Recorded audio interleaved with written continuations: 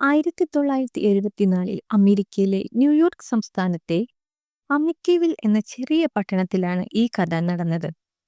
ഒരു കുടുംബം, ഡിഫിയോ ഫാമിലി, ഒരു മനോഹരമായ വീട്ടിൽ താമസിച്ചു വരികയായിരുന്നു.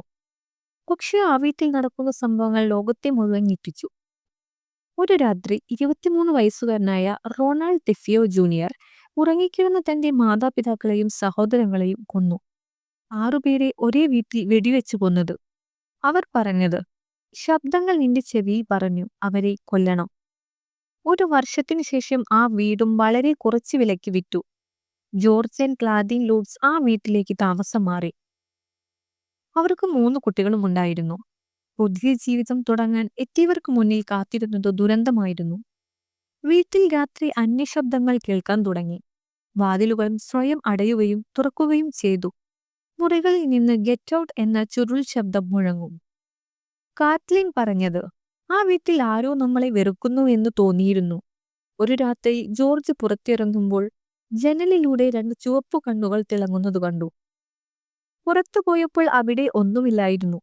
പിന്നീട് മുറിയിൽ വൃത്തിയാക്കുമ്പോൾ ആ കണ്ണുകൾ പ്രതിഫലിച്ച പാടുകൾ ഇപ്പോഴും നിലനിന്നിരുന്നു. വീട്ടിലെ മതിലുകളിൽ നിന്നും പച്ച ലേപം പോലുള്ള ദ്രാവകം പുറത്തുവന്നു. വീട്ടിൽ കത്തുന്ന പുണ്യവെള്ളം സ്വയം മങ്ങുകയും ചെയ്തു. അവർ ഒരു പുരോഹിതനെ വിളിച്ചു. പക്ഷേ അദ്ദേഹം പറഞ്ഞു, ഇവിടെയുണ്ട് ഒരു ദുഷ്ടശക്തി. നിങ്ങൾക്ക് ഇവിടെ താമസിക്കാൻ പറ്റില്ല. ലൂട്സ് കുടുംബം വെറും 28 ദിവസം മാത്രമാണ് ആ വീട്ടിൽ കഴിഞ്ഞത്. അവർ പിന്നെ അന്ന് തന്നെ വീട്ടിൽ നിന്നും പാളി. അവർ പറഞ്ഞത്, ആ വീട്ടിൽ നിന്ന് പുറത്തു വന്ന ഒരു ദിവസം വരെ എന്താണ് സംഭവിച്ചതെന്ന് ഞങ്ങൾക്ക് വിശദീകരിക്കാൻ കഴിയില്ല. ലുട്സ് കുടുംബത്തിന്റെ അനുഭവങ്ങൾ ലോകമറിയാൻ തുടങ്ങി. 1977 ദ അമിറ്റിവിൽ ഹൊറർ എന്ന പുസ്തകം പ്രസിദ്ധീകരിക്കപ്പെട്ടു.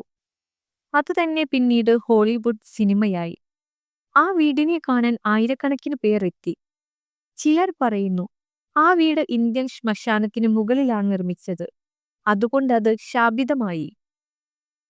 മറ്റു ചിലർ അത് മാനസിക പ്രഭാവം മാത്രമാണെന്ന് പറയുന്നു. പക്ഷേ അതിൽ ജീവിച്ചവർ പറയുന്നത് അത് യഥാർത്ഥമായിരുന്നു. ഇന്നും ആ അമിറ്റിവിൽ വീട് നിലനിൽക്കുന്നു. പക്ഷേ വിലാസം മാറ്റിയിരിക്കുന്നു. പബ്ലിക് കാണാനാകില്ല.